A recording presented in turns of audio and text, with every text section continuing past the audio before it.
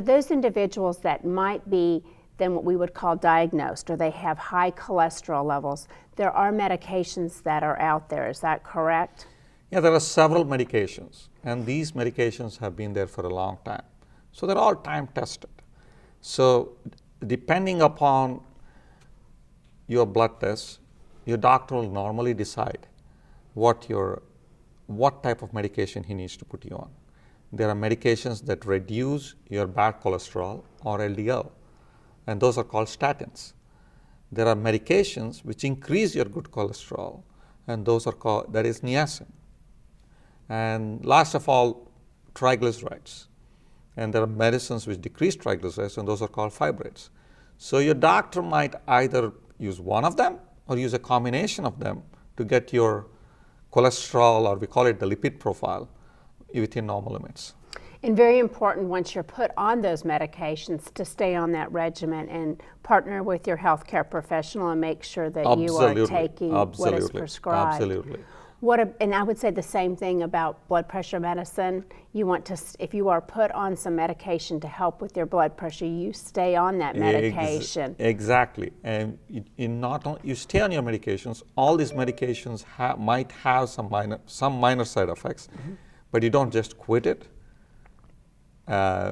Because the whole goal is to either reduce your blood pressure or reduce your cholesterol. Right. And if you're having some of those side effects, that's when you talk to your healthcare professional and see if it's time to look at other medications or what you need to do, but definitely either look at other medications, number one, or sometimes we just reduce the dose and the patient is fine. So there are several options, but quitting, before you quit, you talk to your healthcare provider. I think it's definitely necessary. Very, very, very important. Now, if an individual has maybe seen their primary care physician, they're going to the cardiologist, what tests, what's the next step? We've talked about the screening tools as far as knowing some of our numbers. Are there diagnostic tests that are done to look at the heart? There are several diagnostic tests. And the first thing, if you don't have a symptom of heart disease, the first thing the doctor will probably do is a basic EKG. What I want the viewers to understand, that EKG might tell you if you have heart disease, but if the EKG is negative, it doesn't mean that you don't have heart disease. Because we have several patients who come to us and say, my EKG was normal, how did I have a heart attack? So it never tells you. So that is one of the basic tests, is an EKG. Does that usually look at the rhythm of the heart? Is there a pattern? It can look at something. The EKG pretty much tells you if you have a heart attack before, number one. It can also look at the rhythm of the heart, and if your heart's skipping. These are things it can tell you. But it can only tell you if you have had a heart attack before, or you have an ongoing heart attack. But we can never tell you if you have blockages in your heart. What tests would they look for the blockages in the heart then? The simple test that we normally do is called a stress test. Patients walk on a treadmill, and then we see whether patients have chest pain, number one, or there are changes in the EKG. Sometimes we also add another part to the stress test, which is while the patient is walking, we give them a nuclear material, which just goes to the heart, and we take pictures of it, which tells us about the blood supply to the heart. So, and if these two are not diagnostic enough, or if these two are positive, we then do the gold standard, which is called cardiac catheterization, where we run a small tube through your leg or your arm, go into your coronary arteries, inject dye, and look for blockages. This is a direct visualization of the coronary arteries. I was going to say, it sounds like it's a pattern. So you start with one test and then move on to the next test, and then would move on to the cardiac catheterization, and then from there you go. And then if we see anything in cardiac catheterization, we go to the next step, which is how to treat it, which is if you see a blockage, there are several treatment options. And actually, I make it easy for the patients a lot of times and say there's only 3 treatment options once we have done cardiac catheterization. Either we do nothing, which we may just treat you with medications. There may be minor blockages, which we treat you with medications. 2, we can probably fix it by doing a balloon angioplasty and put a stent in. majority of the time we do it at the same setting. And last but not the least is we might send a patient to bypass. So these are the three options that happen when we see some significant coronary disease. Now, when you use the term balloon or the stent, that would be what the key is to open up the artery again? Open up the artery, which is not giving enough blood supply to the heart, to make it larger so that the blood supply of the heart is better. And then less pain, hopefully, to the patient, Exactly. and they're making sure that they have a functioning heart. Most of the symptoms that the patient had before he came to us will pretty much go away. In the majority of the times, it pretty much goes away after we fix the arteries. And I think this is a good point to maybe have us talk about really the heart is a muscle, right?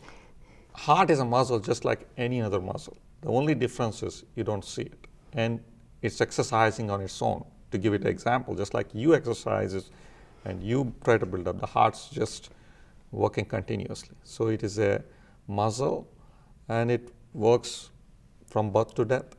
And it's pumping the blood. It gives the blood supply to the whole body. So that's, like you said, continuously working. If it is overexerted, does it get larger? If you have symptoms for any reason, whether it's high blood pressure or diabetes, the heart may get thicker. Sometimes, as it keeps working, it may also enlarge and become weak. So these are some of the things that can happen to the muscle as time progresses. And just causes extra stress. Extra stress on the heart. Right, yeah. Absolutely, in our body. Well, we've had some great conversations about, prevention, some of the diagnostic options that are out there. What other, what's on the future here for treatment for heart disease?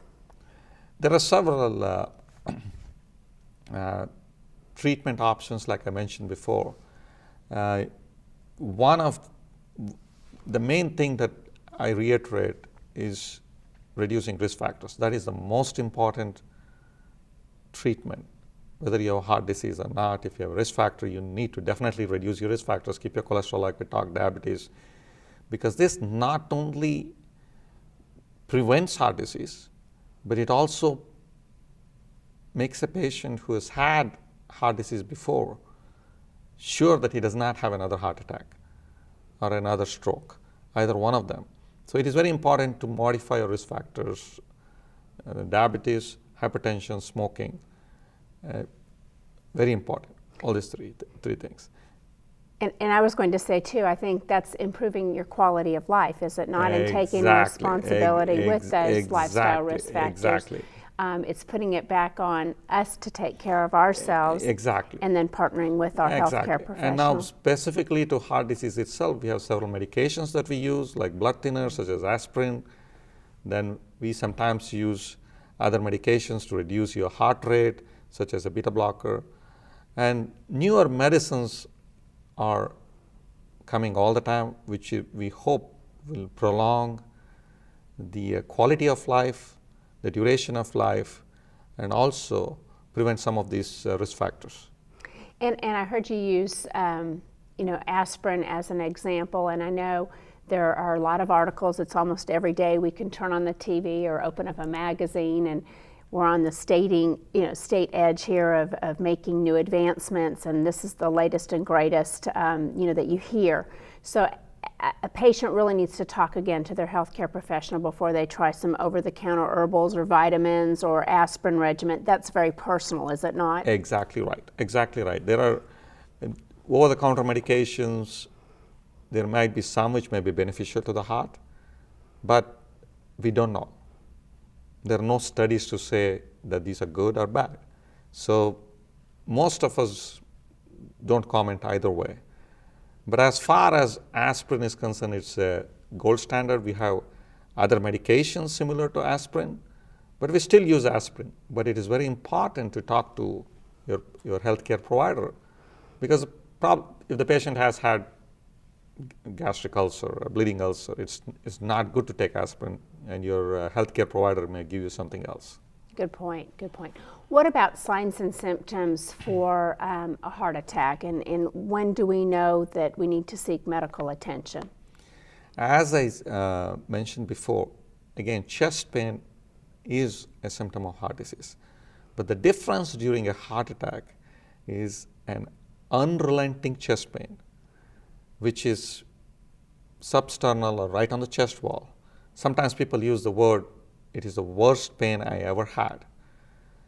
Sometimes associated with vomiting, patient is diaphoretic, and also could be short of breath sometimes. But shortness of breath can occur without chest pain, and it could be still a symptom of a heart attack. And last but not the least, it could patient could have a fainting spell, or the heart may stop. So these are the common symptoms of a heart attack. And definitely, I know the standard there too is to call 911 and seek some attention versus driving yourself to the facility. It is, we use the term time is heart muscle. And the two reasons you need to call 911, because they can get to your hospital faster, so that we can use methods in which we can save the heart muscle. Two, if the heart stops, you have no way of doing anything, but the EMS can restart your heart, sometimes by shocking the heart. So these are two reasons that you need to call 911. Great. Excellent points. We so appreciate you taking your time to share this information with us today, and we hope viewers will take this opportunity to look at their personal health risk factors for heart disease and talk to their healthcare professional about what they can do to make some lifestyle changes. For more information, you can go to our website at www.hmh.net. We did mention earlier you want to click on HealthLink to find out a lot of information about risk factors and even take some quizzes. There's some videos online that you can look at as far as different procedures related to coronary artery disease and heart disease also. And again, for more information too, you can go to the American Heart Association website, which is americanheart.org. Thank you for joining us this episode, and we hope you tune in next month for another edition of Health in the Heartland.